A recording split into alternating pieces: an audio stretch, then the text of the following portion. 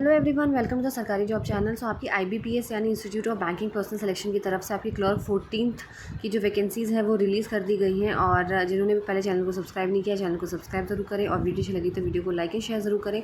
और आपको main point मैं इस अपनी वीडियो में डिस्कस करती हूँ, हमेशा से ही करती हूँ, ताकि वीडियो जो है वो लंबी ना बने और आपकी जो मतलब की चीज़ें वो बस बता सके, फालतू की चीज़ों पर ध्यान देने की ज़रूरत नहीं है। तो मैं मेन पॉइंट आपके साथ डिस्कस करने वाली हूँ। जैसे कि आपकी ऑनलाइन रजिस्ट्रेशन आज से शुरू हो गया है, 21 जुलाई आपकी लास्ट डेट है। तो आपके पास 20 दिन का टाइम है। 20 दिन के अंदर अंदर आपको पेमेंट भी 21 जुलाई को ही करनी है, वो भी पेमेंट की भी लास्ट डेट है। आपकी बात करूँ, अगर प्रीलिमिनरी एग्जामिनेशन आपका जो होगा वो ऑनलाइन होगा, वो भी अगस्त में किया जाएगा। और मेंस का एग्ज़ाम जो होगा वो आपका अक्टूबर में किया जाएगा। ठीक है, तो आपकी जल्दी एग्ज़ाम्स यहाँ पे हो जाएंगे। अब मैं बात करती हूँ यहाँ पे आपकी क्राइटेरिया की, एज की। ठीक है, एज क्राइटेरिया कितना होना चाहिए, बहुत ध्यान से सुनिए, नहीं तो आप ये पूछेंगे कि मैं इतने साल का हूँ तो मैं क्या अलाउ हूँ, ये वो नहीं हूँ।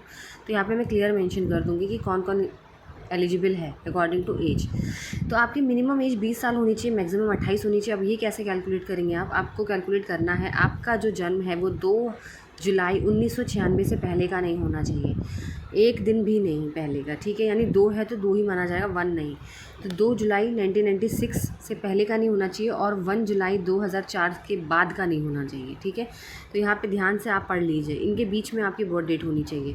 2 जुलाई 1996 से लेकर 1 जुलाई 2004 के बीच में आपका बर्थ डेट होना चाहिए।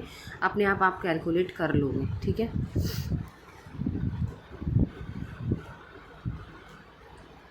तो यहाँ पे इस तरीके से आपको एज जो है वो आपकी कैलकुलेट करनी होती है। तो साफ यहाँ पे लिखा हुआ है, candidate must have been born not earlier than 2/7/1996 and not later than 1/7/2004। ठीक है, 2005 के बच्चे 6 वो लोग अलाउड नहीं है। तो आप कैलकुलेट आराम से कर सकते हो इससे। अब बात करते हैं रिलैक्सेशन। तो आप सिर्फ मैक्सिमम 28 नहीं है, अगर आप SC/ST में आते हो तो 5 साल का रिलैक्सेशन है। अगर आप OBC नॉन क्रीमी लेयर में आते हो तो 3 साल का रिलैक्सेशन है। पर्सन विथ बेंचमार्क डिसेबिलिटी 10 साल, एक्स सर्विसमैन 3 साल और विडोज़ और divorced women but not remarried, आपने दोबारा शादी ना की हो। ठीक है, अगर आपने दोबारा शादी कर ली है तो आपको एलिजिबल मतलब आपको रिलैक्सेशन नहीं मिलेगा। ठीक है, अगर आप विडो है, डिवोर्स्ड वुमेन है, आपने शादी दोबारा नहीं की है तो आपको 35 ईयर्स ऑफ एज मिलेगी जनरल EWS में, 38 OBC के लिए और 40 ईयर्स फॉर SC/ST कैंडिडेट्स के लिए। And person affected by 1984 rights, उनको मिलेगी 5 साल की। तो यहाँ पे मतलब है, जब 1984 में दंगे हुए थे उससे जिसको भी कोई नुकसान हुआ था, जो भी पर्सन अफेक्ट हुए थे, तो उनको 5 साल का रिलैक्सेशन मिलेगा। ठीक है, यहाँ पे कैटेगरी की बात कर देती हूँ। सेंट्रल कैटेगरी का कास्ट सर्टिफिकेट लगाना होता है। ठीक है, स्टेट का नहीं लगेगा, चाहे EWS हो, वो पूरा क्राइटेरिया इसमें दिया हुआ है, आप लोग चेक कर सकते हो। क्योंकि अगर मैं बताने लग जाऊँगी तो बहुत ज़्यादा वीडियो लंबी हो जाएगी, क्योंकि यहाँ पे आप पॉज करके देख लीजिएगा कि आप किस कैटेगरी के अंदर आते हैं।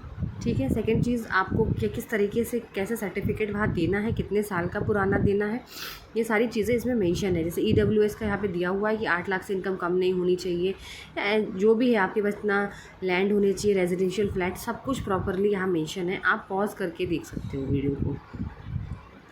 अब बात करते हैं एजुकेशन क्वालिफिकेशन की। एजुकेशनल क्वालिफिकेशन जो है वो आपकी डिग्री चाहिए, किसी भी स्ट्रीम में हो। सेकंड चीज़ आपके लिए बहुत इंपॉर्टेंट यहाँ पे बताने वाली हूँ कंप्यूटर लिटरेसी के बारे में।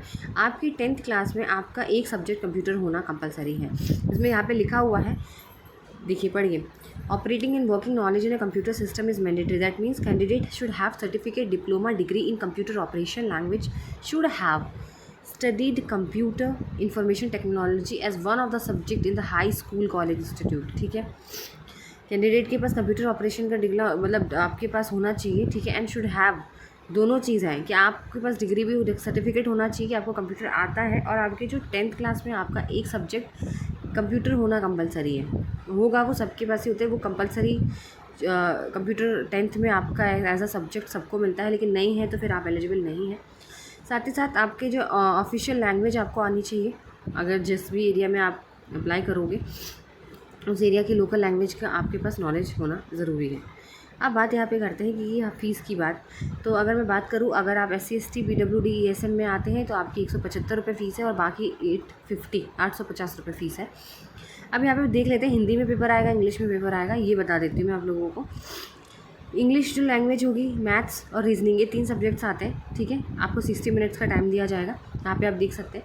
इंग्लिश जो लैंग्वेज होगी तो वो तो इंग्लिश में आएगी, मीडियम ऑफ एग्जामिनेशन इंग्लिश में ही होगा। ठीक है, बाकी देखते हैं सब्जेक्ट्स में आपको किस तरीके से दिया जाएगा। अगर आप अंडमान निकोबार में है किस स्टेट से, तो इंग्लिश और हिंदी दोनों मिलेगा आपको। आंध्र प्रदेश है तो हिंदी इंग्लिश के साथ तेलुगु मिलेगा। अरुणाचल प्रदेश है तो हिंदी इंग्लिश। असम में है तो इंग्लिश हिंदी और असमीज़ में भी मिलेगा। बिहार में है तो इंग्लिश और Hindi. Chandigarh English Hindi. Chhattisgarh English Hindi. Dadra and Nagar Haveli English Hindi Gujarati Marathi and Konkani. यहाँ पे 5 लैंग्वेज में आपको पेपर मिल सकता है। Delhi NCT English Hindi. Goa English Hindi Konkani. Gujarat English Hindi Gujarati. Haryana English Hindi. Himachal Pradesh English Hindi. Jammu Kashmir English Hindi Urdu. Jharkhand English Hindi. मतलब इस मीडियम में आपको पेपर मिलेगा। ऑनलाइन होगा तो आप चेंज कर सकते हो अपना लैंग्वेज उसके अकॉर्डिंग। ठीक है। Kerala English Hindi Malayalam. Ladakh English Hindi. Lakshadweep English Hindi Malayalam. तो ये आप पढ़ सकते हो जिस भी स्टेट के अंदर आप देख लो। MP English Hindi. Maharashtra English Hindi Marathi. Manipuri आएगा। Meghalaya English Hindi. Mizoram English Hindi. Nagaland English Hindi. Orissa में उड़िया मिल जाएगा आपको। ठीक है। आप ये पढ़ सकते हैं अपने स्टेट के वाइज। तो ये कुछ मेन पॉइंट्स हैं जो मैंने आपको यहाँ पे डिस्कस कर दी हैं। ठीक है। और अगर आपको कुछ और भी पूछना है, और पहली बात नेगेटिव मार्किंग की भी मैं बता देती हूँ, तो 0.25 यानी 1/4 जो है वो आपकी नेगेटिव मार्किंग यहाँ पे होगी। तो इस एग्ज़ाम में नेगेटिव मार्किंग यहाँ पे होती है। ठीक है। तो यहाँ पे नेगेटिव मार्किंग मैंने बता दी 1/4 यानी 0.25 आपकी होगी। बाकी इसमें जितना इंपॉर्टेंट था मैंने आपको बता दिया है। और ये सारी चीज़ें हैं इसमें डॉक्यूमेंट से रिलेटेड है। आपकी ट्रेनिंग कितने टाइम की होगी, किस तरीके से आपको अप्लाई करना है, ठीक है, क्या क्या अपलोड करना है। ठीक है। ये सारी चीज़ें इसमें हुई। जब आप ऑनलाइन अप्लाई करोगे तब आप पढ़ सकते हो इसमें कि किस तरीके से ऑनलाइन अप्लाई किया जाएगा। मेरा सिर्फ क्या मोटिव था आपको इंपॉर्टेंट चीज़ें बताने के लिए, तो वो मैंने आपको बता दिया। और भी कुछ आपको मुझसे पूछना हो तो आप मुझे मैसेज करके पूछ सकते हैं। एंड वीडियो लगी तो वीडियो को लाइक शेयर ज़रूर कीजिए और चैनल को सब्सक्राइब